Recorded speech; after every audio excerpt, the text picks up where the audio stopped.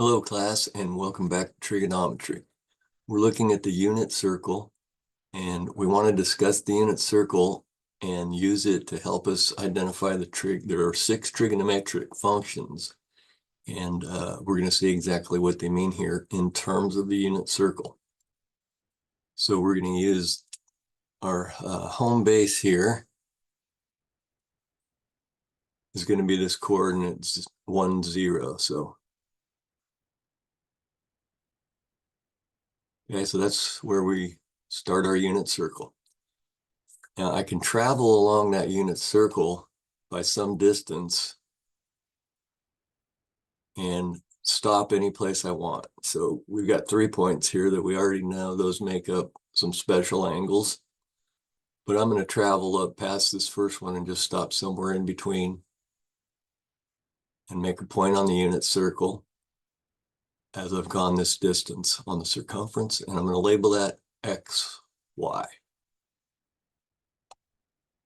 Okay, so we can do that arbitrarily at any stop continuously along the unit circle, and we can even go the full distance and pass it and go another halfway or wherever we want. We can wrap around as many times as we want so that we can travel an infinite distance, or at some point stop and create this point, and that allows us to define the trigonometric functions. So if we're on the unit circle and we're at a point that we've traveled to from our home base for some distance, we're going to call that distance t. However far I travel before I stop and make a point is t, and in that case the sine of t is equal to the y coordinate of the point that I land on. The cosine of t is equal to the x coordinate of the point I land on, and the tangent of t is equal to the y coordinate divided by the x coordinate, so long as the x coordinate is not allowed to be 0. So any place where the x coordinate is 0, like here and here, x would be 0 and the tangent would not be defined. Okay, so that's kind of the idea, and we're accustomed to calling the distance along the unit circle radians. So let's just think of t as some angle theta radians, the angle that's created when I stop at a distance t radians along unit circles. Remember, the distance in radians matches the angle. Okay. Okay, so there are 6 trigonometric functions. I've shown you 3, and each of these has a partner down here. And you can see that the partner has the same coordinate.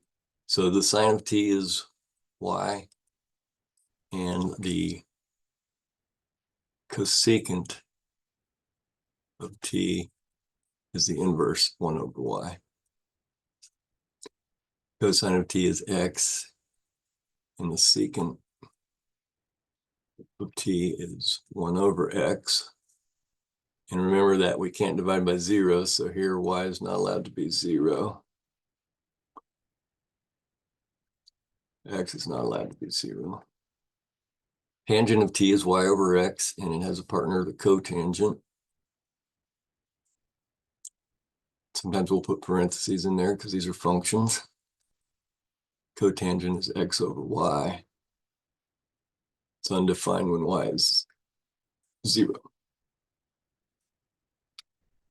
Okay, the cosecant and the secant and the cotangent make up the 3 more for a total of 6 trigonometric functions.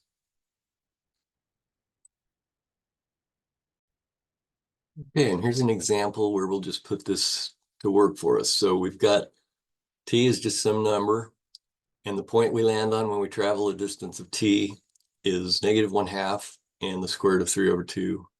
So x is -1/2, square root of 3 over 2 is y. And we're going to find all 6 of these. Now, since x and y are neither x or y are 0, there's no way to divide by 0, so we're defined for all 6 functions. So of course the sine of t is equal to the y coordinate, so that's the square root of 3 over 2. The cosine of t is the x coordinate, which is -1/2. That point on the circle, the x coordinate is -1/2.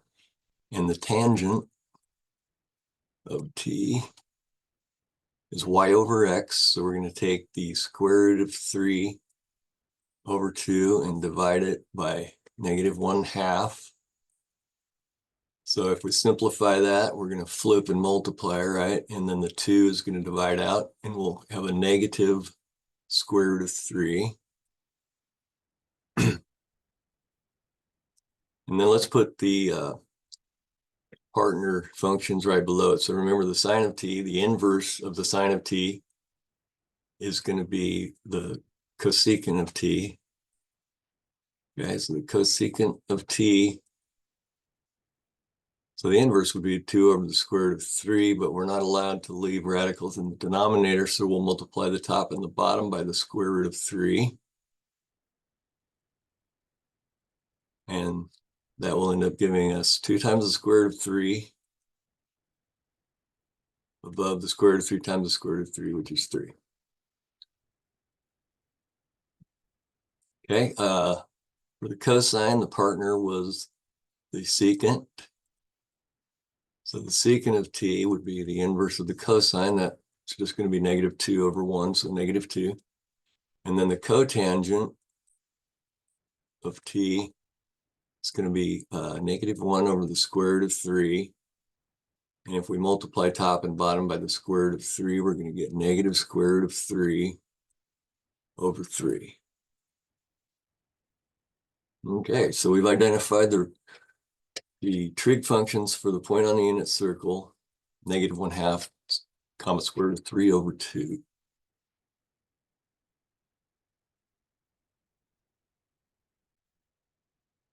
Okay, we're looking at the unit circle, and we're looking at it in terms of the angles formed by the special angles that we looked at before, the 30-degree, 45-degree, 60-degree, essentially counting by 30s all the way through, and then we counted by 45s to fill in the rest. We're also interested in the points of, because of what we just learned, to find the trigonometric functions, we also need the coordinates of these points.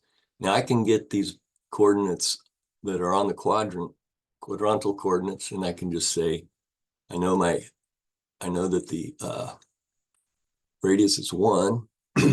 Excuse me. So that's 1, 0. We already took a look at that, but this one up here, of course, is going to be 0, 1. Over here, we can identify this as -1, 0. And finally, down here, we can identify this as 0, -1. Okay, so if we think of the distance t as the number of radians that we travel along the circumference, then we know that this is pi over 2 once we get here to 0, 1. So since when t is equal to pi over 2, the sine of t is equal to 1, because that's the y coordinate at that point. The cosine of t is equal to 0, because that's the x coordinate. And then if I try to take the tangent here, I'm going to be dividing y by x, and x is 0, so this is undefined at pi over 2. Okay, I could just as easily have said the sine of pi over 2 is equal to 1, and the cosine of pi over 2 is equal to 0. Okay, so we're set to go with the trig functions for 4 of our points, but we're interested in more than that, of course.